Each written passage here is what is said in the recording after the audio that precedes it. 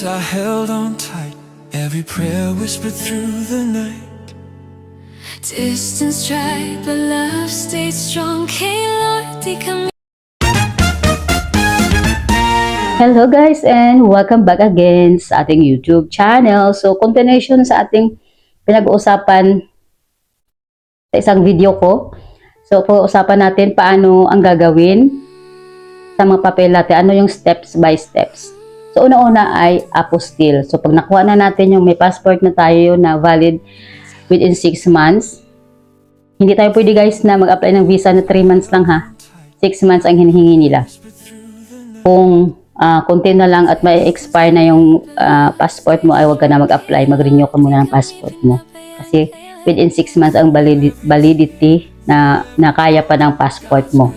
Okay, pangalawa yung birth certificate, yung certificate of no marriage, and marriage certificate mo.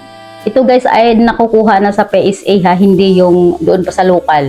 Ito ay ano na siya, na report na sa Philippine Authority. Ayan, Philippine Authority, yung PSA or NSO noon. So, and ano pa ba? Documents from the court sa mga annulled person. Sa mga annulled person. Kasi annulled nga ako. So, sinasali ko yan para malaman ng mga nakikinig. Dahil hindi naman lahat ay hindi annulled, no? So, may mga annulled naman na persons like me na nag-apply ng reunification visa. So, sa website ng German Embassy, mayroon silang online doon na online ka magkuha ng mga documents dahil ayaw nila ng on hand, ayaw nila ng ganito. But kung mayroon naman tayong mali guys, kinatanggap naman nila yung on hand. No? Pero, mas gusto nila yung online. Pero, ewan ko lang, based in my experience, natanggap naman nila yung hindi online. Kasi nga, pag mag-apply ka o mayroon kang on hand na mga documents, so pwede mo naman siya apostille and dadalhin mo siya sa VFS. So ito guys, yung VFS ay katuwang siya ng German Embassy na tumatanggap ng ating mga kulang na papel or mga papel na hinihingi ng embassy. Ayan, so una-una, kailangan natin i-apostille. Pa-apostille natin guys. Saan ba tayo pwede magpa-apostille? Ito ay dapat lang natin siya gagawin sa DFA. Ayan. Department of Foreign Affairs. Ayan, so DFA. Affairs. Ayan, so doon lang natin talaga kailangan na ipa-apostille. Hindi, ito guys take note, hindi nila tatanggapin yung documents natin na hindi siya apostilled. So, sinasabi ko na kung annulled ka, kailangan certified true copy yung ating dadalhin sa DFA. So, kung nag-order tayo online na doon sa website ng German Embassy, so hindi doon mo makukuha yung ating online na documents from the court, diba? Kasi hawak natin yun. Kinuha natin yun sa court. So, mayroon nakalagay doon na words na ginamit doon sa German Embassy na documents. But ito guys, ang sasabihin ko sa inyo, dalhin nyo lahat.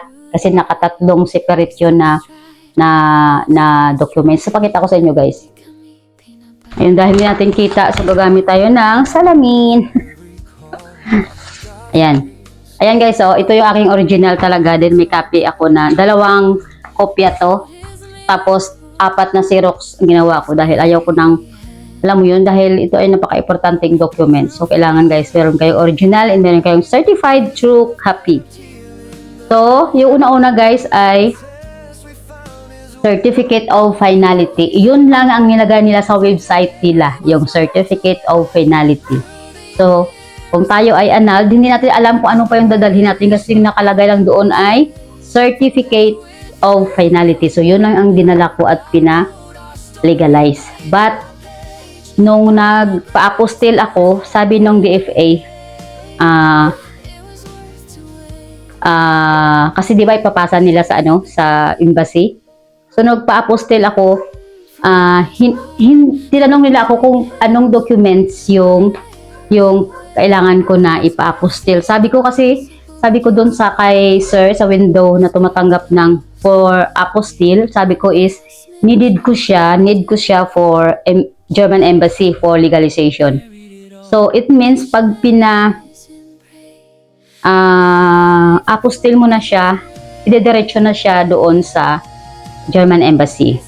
So, after 2 days, makukuha ko siya, yung apostilled, and mababalik ako at babayaran ko yung legalization for German Embassy for legalization. And then, after 2 days, pumunta ako doon dahil i-claim ko, hindi nila guys na apostilled dahil hindi siya tatanggapin ng German Embassy. Dahil, tinanong ako kung saan ba daw dapat ang aking ipa-apostille dahil nga, binigay ko to lahat sa kanila.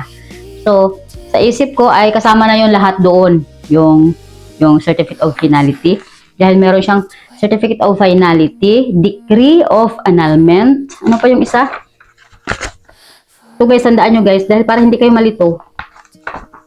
And, ano yung isa? Decree of Annulment. Moment guys, moment mo. Ayun. Yung isa, Entry of Judgment. O, di ba? Entry of Judgment, Decree of Annulment, and Certificate of Finality. So, sabi ko, ay hindi ko rin alam dahil ang nakalagay doon sa website ng German Embassy ay Certificate of Finality lang. So, sabi niya, so anong gagawin natin? Kasi sabi niya, in-explain doon ni Sir na yung Certificate of Finality ilang pages yan, and ang Degree of Annulment ilang pages yan, and ang Entry of Judgment ay may ilang pages din. So, sabi ko, kasi hindi ko alam kung ano yung need ng embassy. Kasi ang nakalagay doon ay Certificate of Finality lang, and yung DFA guys ay hindi rin nila alam. So, kung annulled ka na person, naglalakad ng papel at mag-apply ng reunification visa, ito ay para sa iyo. Yung video na to guys. So, kailangan guys apostilled mo lahat para safe. Kasi ito, yung lahat na papel na to na tatlong separate siya na pages ay need ipalegalize sa German Embassy. Yun yung hindi ko siya naintindihan yung nilagay doon sa website. So, good for you na nakikinig ngayon na isang nag-obtain ng annulment process sa court at kailangan mo magpalegalize at mag-apply ng FRB visa. So, ito guys, pa-apostille mo lahat dahil binigay ko yun sa embassy yung Certificate of Finality. Tinanong niya ako, ay, ito lang? Sabi niya ganon. Bakit? Saan yung iba? Sabi ko, yung nakalagay kasi doon ma'am ay ano lang, Certificate of Finality. Sabi niya, kulang to. And then sabi niya, bakit hindi mo, parang sinestyon ako, bakit daw hindi ko dinala lahat. Sabi ko kasi, yung DFA nga ma'am, hindi nga rin niya alam. So, lalo ako hindi ko rin alam kasi hindi naman doon naka-explain na buong documents sa court yung kailangan na ipa-apostille. But, good for me guys dahil sinabi ko doon sa DFA na, okay, i-apostille mo na yung tatlo na yon. Kasi, para to be safe kasi yung DFA hindi rin nila alam at ako hindi ko rin alam. So, pina-apostille ko doon guys, and nung tinanong ako sa embassy na kulang, ninigay ko sa kanya lahat. Sabi ko, ito ma'am, naka-apostilled na to. Kasi ang pagkakaintindi ko rin ay Certificate of Finality lang yung kailangan. Kasi hindi naman doon naka-specific na whole certificate o whole documents from the court. Kasi kung alam ko yun, alam din ng DFA, di ba? So, yung DFA nga hindi nga alam. So, parang binalik ko sa kanya yung question niya. Sabi ko, ma'am, tinanong ko nga rin yung DFA, hindi rin nila alam. So, I think hindi ko rin alam yung kung ano yung hinihingi nyo kasi yung nakalagay doon ay Certificate of Finality lang. So, yun. Good for you guys na nakikinig ngayon kung yun yung problema mo din. So, pa-apostille mo lahat dahil kailangan yun ng embassy. Lahat ng papel doon galing court. Dalhin mo na at ipa-apostille. Okay, so take note kung tatanungin kayo ng DFA kung saan doon na documents ang ipa-apostille mo yung tatlong separate na pages. Yung Certificate of Finality, Certificate of degree yun or and then judgment. So, ipapostil mo dahil kailangan niya ng German Embassy. So, yun. Good for you, nakikinig.